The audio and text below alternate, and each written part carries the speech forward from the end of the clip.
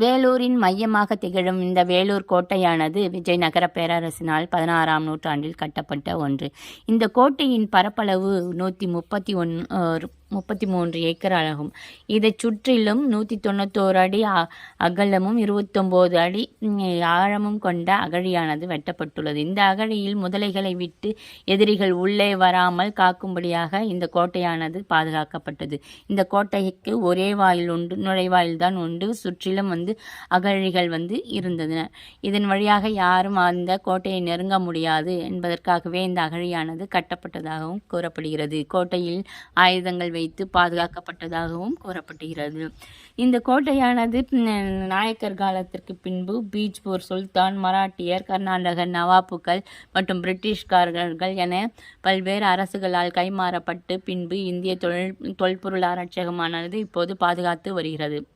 இந்த கோட்டையின் உள்ளே நம்ம போனோம் அப்படின்னு சொன்னால் இன்றைக்கும் பார்க்க முடிகிறது மியூசியம், திப்பு மஹால், பேகம் மஹால், கண்டி மஹால்,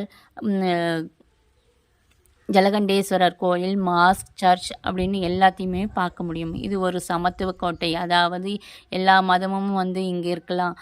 இங்கே இருக்கிற மாதிரி கோட்டை, கோயில், மாஸ்க் என எல்லாமே இருக்குது.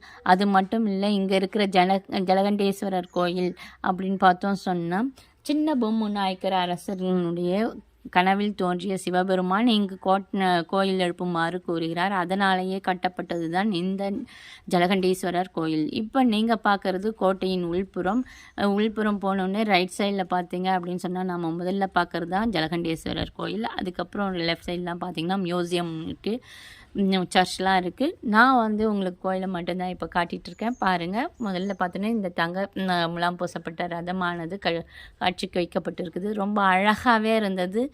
உள்ளே போகிற முதல் பார்வையே ரொம்ப ரொம்ப ரசிக்கும்படியாக இருந்தது. அது மட்டும் இல்லைங்க, இந்த கோபுரம் தாண்டி நம்ம உள்ளே போனோம் அப்படின்னு சொன்னாக்கா பார்த்தீங்க அப்படின்னு சொன்னால் ஒரு மண்டபம் இருக்குது. இந்த முத்து மண்டபத்தில் தான் கல்யாணம்லாம் நடந்ததாகவும் சொல்கிறாங்க. இதனுடைய அமைப்பு அப்படின்னு பார்த்தோம் சொன்னாக்கா அழகிய கற்சிலைகள்ங்க. அவ்வளோ ஒரு அழகான ஒரு சிலைகள்லாம் வைக்கப்பட்டிருந்தது. ஒவ்வொரு தூணும் பார்த்தீங்க அப்படின்னு சொன்னாக்கா ரொம்ப ரொம்ப அழகாக இருந்தது. இந்த கோயிலினுடைய மதில் சுவரில் சின்ன சின்ன சிலைகள்லாம் வடிக்கப்பட்டிருந்தது. அது மட்டும் இல்லை, இப்போ நீங்கள் பாருங்கள், இது ஃபுல்லாகவே இந்த மண்டபம் ஃபுல்லாகவே சிலைகள் ஒவ்வொன்றும் அவ்வளவு நேர்த்தியாக செய்திருந்தாங்க. இதை பார்க்குறதுக்கே கண்குளிர இருந்தது. ரொம்ப நேரம் ரசிக்கும்படியாகவும் இருந்தது.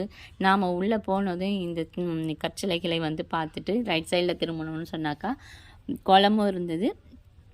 இப்போ பாருங்கள், இதனுடைய ஃபுல் அமைப்பு பாருங்கள். இங்கே நடராஜர், அப்புறம் பிள்ளையார் அப்படின்னு நிறைய உருவங்கள் பதிக்கப்பட்டு இருந்ததுங்க. அது மட்டும் இல்லை, இந்த தூண்களில் பாருங்கள் அழகாக ஹோல் வச்சு டிசைன் பண்ணியிருக்காங்க. இந்த தூண் கல்லுலே ஆன இந்த தூணில் பாருங்கள் இவ்வளோ அழகாக செய்ய முடியுமா அப்படின்றது தெரியல. ஒவ்வொன்றும் ஹோல் தான். இதெல்லாம் ரொம்ப அழகாக செயின் மாதிரி தெரிகிற மாதிரி ஒரு அமைப்பு கொடுத்துருந்தாங்க. கல்லில் இவ்வளோ அழகாக செதுக்க முடியுமா அப்படின்னு சொன்னால் முடியும் அப்படின்னு நிரூபிச்சிருக்காங்க. ஒவ்வொன்றும் சிலைகளும் ரொம்ப ரொம்ப ரொம்ப அழகாக இருந்தது.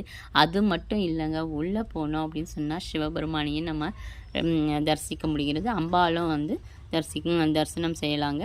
இப்போ பார்த்துட்டே இருங்க. இங்கே நாங்கள் இந்த கோயில் மண்டபத்தை தரிசிச்சுட்டு உள்ளே போனோம். அப்போ நம்ம பார்த்தது தான் பார்த்திங்கன்னு சொன்னால் ஜலகண்டேஸ்வரர். இப்போ பாருங்கள், இது நடராசர் சிலை, இன்னும் நிறையவே இருக்குது. நீங்களும் கண்டிப்பாக போய் இந்த கோயிலில் வணங்கிட்டு வாங்க.